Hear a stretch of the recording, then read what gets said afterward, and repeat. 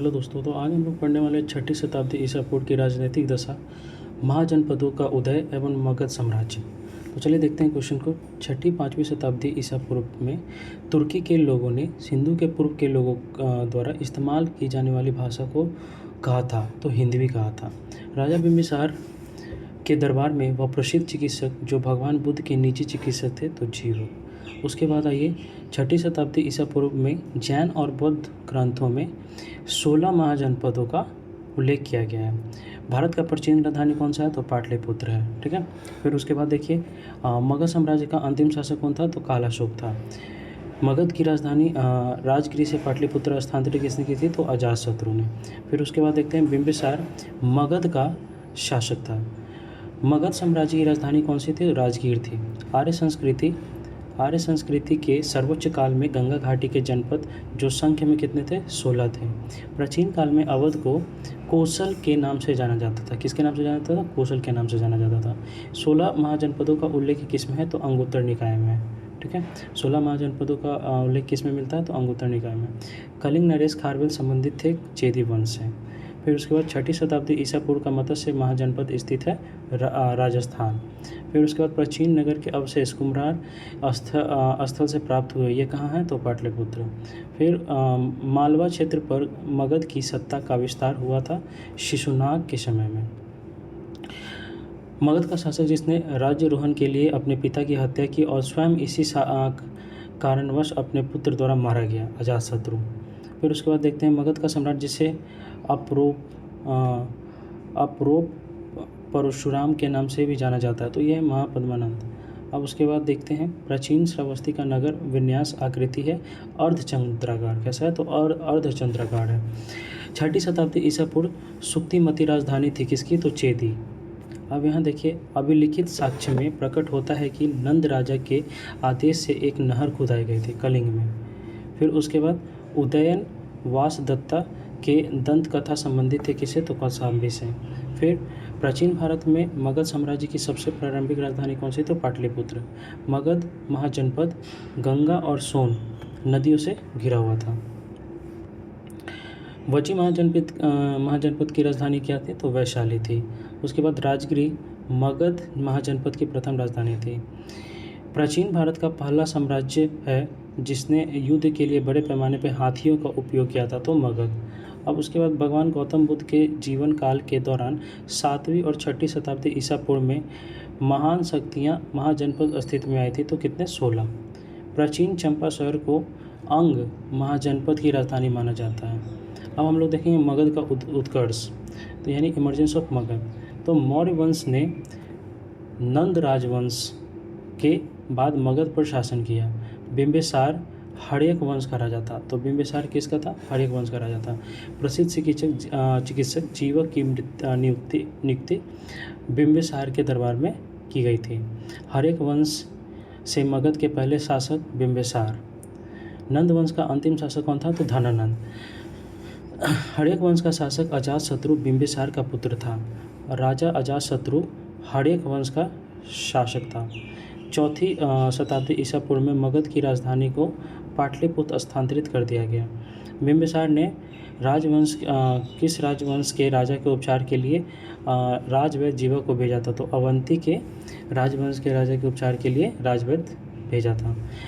मगध साम्राज्य बिंबिसार के अंग को अपना साम्राज्य का हिस्सा बनाया था। अब हम लोग धार्मिक आंदोलन देखते हैं। जैन धर्म का सबसे महत्वपूर्ण मौलिक सिद्धांत क्या है, तो अहिंसा। श्वेतांबर और दिगंबर धर्म क्या है, जैन मत। जैन धर्म के 23वें तीर्थंकर कौन है, तो पार्श्वनाथ। फिर उसके बाद देखते हैं गच्छा नामक संगठन के संबंध किससे, तो जैन धर्म से। 24वें तीर्थंकर या अंतिम तीर्थंकर किसे कहते हैं, तो महावीर स्वामी को। पहले जैन तीर्थंकर कौन थे, तो ऋषभ थे। फिर उसके बाद 19वीं शताब्दी में निर्मित अजमेर का सोनी जी की नसिया मंदिर भगवान ऋषभ देव को समर्पित है। जैन धर्म से संबंधित जल मंदिर का निर्माण करवाया था राजा नंदीवर्धन ने। जैन धर्म में तीर्थंकर धर्म का रक्षक एवं आध्यात्मिक शिक्षक जो मोक्ष और मुक्ति का मार्ग बताता है को कहते थे। जब कोई तीर्थंकर अपने नश्वर शरीर को छोड़ता है तो इसे निर्वाण के रूप में जाना जाता है। डैश आगम जैन धर्म के अहिंसा का वर्णन करता है। सूत्र, ठीक है, ये जैन धर्म के अहिंसा का वर्णन करता है। जैन धर्म का प्रथम तीर्थंकर माना जाता है ऋषभदेव को। किसे माना जाता है? ऋषभदेव को। वर्तमान महावीर के जैन धर्म के 24वें तीर्थंकर थे। जैन धर्म के 24वें तीर्थंकर में से प्रथम तीर्थंकर कौन थे? तो ऋषभनाथ थे। अब देखिए, जीवन में जिन 5 बंधनों को जैन धर्म के लोगों द्वारा पालन करना होता है वो कौन सा? अपरिग्रह और अर्ध गैर अभिग्रहण है। महावीर को वह पवित्र व्यक्ति माना जाता है जिसने जैन धर्म को उसका वर्तमान स्वरूप प्रदान किया था। स्वामी महावीर का जन्म हुआ था कुंडल ग्राम में। फिर उसके बाद देखते हैं महावीर और उनके अनुयायियों की शिक्षा को लगभग 1500 वर्ष पहले जिस रूप में लिखा गया था उसी रूप में वे वर्तमान में गुजरात के वल्लभी के स्थान पर उपलब्ध है। जैन धर्म में जैन शब्द संस्कृति शब्द जीन से लिया गया है जिसका अर्थ है विजेता। फिर उसके बाद देखते हैं जैन धर्म का तीर्थ स्थल पाली ताना मंदिर गुजरात में स्थित है। दिगंबर संप्रदाय जैन धर्म से संबंधित है। 6ठी शताब्दी ईसा पूर्व के प्रारंभ में भगवान महावीर का जन्म वैशाली में हुआ था। भगवान महावीर का मूल नाम है वर्धमान। जैन मठ संस्थानों को कहा जाता है बसातीस। महावीर 24 तीर्थंकरों में अंतिम तीर्थंकर माने जाते हैं। पार्श्वनाथ जो एक क्षत्रिय और बनारस के राजा अश्वसेन का पुत्र था वह 23वां तीर्थंकर जैन तीर्थंकर बना। शब्द श्वेतांबर जैन धर्म से जुड़ा है। जैन धर्म के संस्थापक थे ऋषभदेव। कौन थे? तो ऋषभदेव। जैन कल्पसूत्र की रचना की थी भद्रबाहु ने। फिर उसके बाद मनुष्य जीवन का सर्वोत्तम ध्येय और कैवल्य जीवन का अर्थ है इच्छाओं पर विजय प्राप्त करना। भारत में पाल काल में एक महत्वपूर्ण अध्ययन केंद्र था विक्रमशिला विश्वविद्यालय के अति महत्वपूर्ण आचार्य थे विरोचन, अतीश, दीपांकर तथा रत्नाकर शांति। तक्षशिला विश्वविद्यालय का उत्खनन कराया गया जॉन मार्शल के द्वारा। महावीर का प्रथम अनुयायी बने थे जमाली। उनके तमाम त्रिरत्न सिद्धांत डॉक्ट्रिन ऑफ 3 जेवल्स सम्यक धारणा, सम्यक चरित्र, सम्यक ज्ञान और सम्यक धर्म की महिमा है जैन धर्म की। फिर उसके बाद है आजीवक संप्रदाय के संस्थापक कौन है? तो मखली गोसाल। फिर उसके बाद प्रारंभिक जैन साहित्य में लिखा गया है अर्ध मगधी भाषा में। यापनीय एक संप्रदाय था जैन धर्म का। फिर उसके बाद देखते हैं तीर्थंकर शब्द का संबंधित है जैन धर्म से। जैन सभा जिसमें अंतिम रूप से श्वेतांबर आगम का संपादन हुआ था वो पाटलिपुत्र में। प्रभा सगिरी तीर्थ स्थल कहाँ पे है? तो जैनों का है। ये किसके लिए? जैनों के लिए। धर्म जो विश्व विनाशकारी प्रलय की अवधारणा में विश्वास नहीं करता, जैन धर्म।